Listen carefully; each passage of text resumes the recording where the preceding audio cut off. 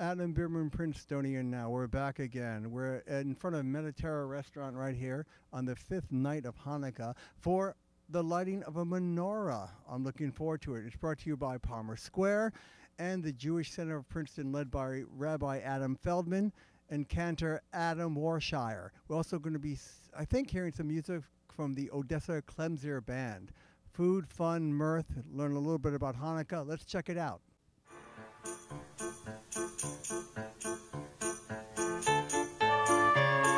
We're here with... I'm Jeffrey from East Windsor, and I can't pass up a goodie. This is a very nice town to come to, and I was surfing around the internet, which is one of the new miracles that we have in these days and these times, and they said that there was a Hanukkah lighting in Princeton, so I figured I would come and check it out, but I'm really confused because if you pan over here... It's a Christmas tree. Oy vey. Could you maybe give, for the layman, for the people who don't know, can you give a simple explanation about what Hanukkah is about? You want a simple answer to something Jewish? A question with a question. Of course I can answer a question with a question, but you know, essentially it's the short answer that they taught us in Hebrew school is that the Seleucid Greeks, which were Syrian Greeks, tried to push their ways upon the Jewish people, and they tried to make things like being circumcised to be illegal. And once you kill the Jewish God, you kill the Jewish people. And there was a group called the Maccabees back in those days and those times that had enough of it, and they put their foot down, and there was a big war. And in a place like Princeton, where you're a little bit more sophisticated and you have real colleges, it was even a civil war, but that doesn't really sell well these days, and it's not really nice. So we try to remember the good things about it. One of the things that kids do is they play with the dreidels, which is to remember what the Greeks used to do when they used to see people studying Torah. It was kind of illegal in those days, and all of a sudden they put the books away and they'd start spinning these tops because they didn't have these things. They couldn't do FanDuel. They couldn't do FanDuel and all those things back then. Question, why is Hanukkah at least important to you, or why is Hanukkah important today as a holiday? You see, if you really want to dig deep into it, it's a post-biblical holiday. So the sages or the Rabbanim didn't look on it too kindly. But we can't. That's like a whole year's episode. Part of it is that it is you can spin it in a way of that it's religious freedom, and America is built on freedom. And even though the Jewish people are a very small part of the population, the idea of religious freedom is something that was critical to be.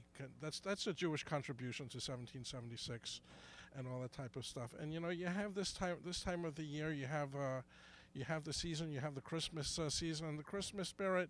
It's kind of hard to. Even though I grew up in Brooklyn, which you can tell from my accent, I still haven't lost after 30-something years in New Jersey. But if you grow up in the rest of the country, you're surrounded by a lot of Christian paraphernalia.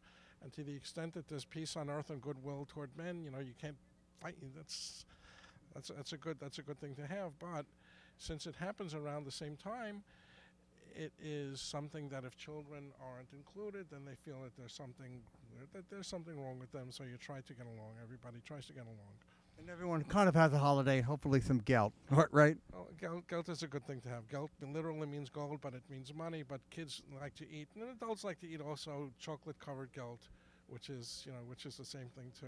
I'm not sure. Maybe you guys know about this. I don't. One of the problems when you have a public situation where you have trying to mix religion in the public square. In the United States, there's something called a Constitution, and there's these amendments and these clauses. And I'm not a lawyer, and I don't try to play one on TV. But the Establishment Clause, I think that's the word here.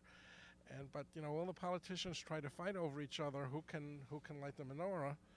And there came a time when you guys can look it up now.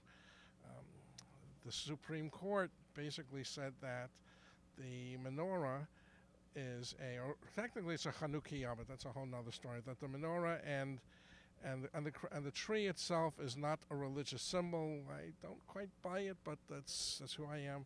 The crutches are a whole nother story, but you can have those are considered a religious symbol. So I've seen all the time politicians are tripping over themselves to be who's the one who's going to light the menorah, and maybe they're doing it for goodwill, and maybe they're doing it's after the election season, so I shouldn't be too.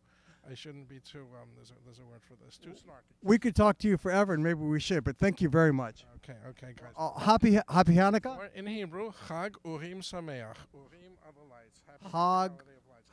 Hag Urim Sameach. Thank you very much. That was great.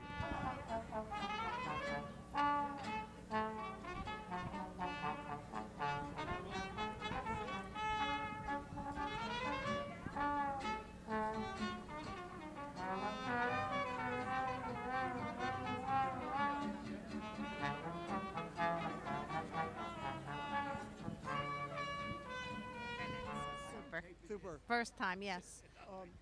What does Hanukkah mean to you now, or in the past, or always? It means family and love and good food.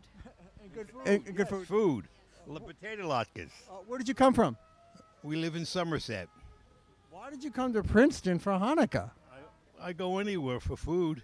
Especially if it's free. It's a joyous holiday, and it's a fun holiday, and basically it's for the kids, because the kids get gelt, which is money, where you give them the chocolate stuff, and the kids also, you're supposed to exchange inexpensive gifts. And it's just fun. And is he a mensch? Yes, he is a mensch. You pronounced that very well. Thank you very much. I'm with him, so I have to say yes, he is. Okay, thank you. Edit me out. That was great. Hi, Adam Bierman, talking to Rabbi Adam Feldman of the Jewish Center of Princeton. Welcome. Why is Hanukkah important today in 2018? Well, Hanukkah's been important for thousands of years. Hanukkah is a festival of lights, time of miracles, and I think even more so today. We need to believe in miracles. But we don't believe that we just depend on miracles. Sometimes we have to work with God to help create miracles. And Hanukkah is also a time to bring light into midst of darkness. And when people are feeling down and depressed, we Jews light candles. We try to give hope, try to give light and warmth. And we know we're not the only tradition that has this custom of lights in this season. But when it's cold and dark and dreary to some people, we like to give them hope. We like to give them light and warmth and some good treats too. And that's what Hanukkah is all about. I couldn't have said it better. Thank you very much. You're welcome. Happy Hanukkah. Oh, happy Hanukkah.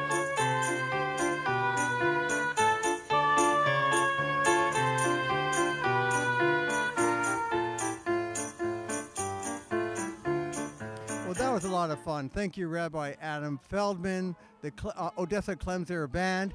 And here's my Jewish joke, because, hey, we have to have a little fun.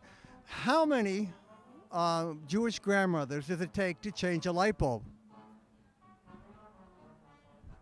None. I'll suffer in the dark. It's been Adam Bierman for Princetonian Now.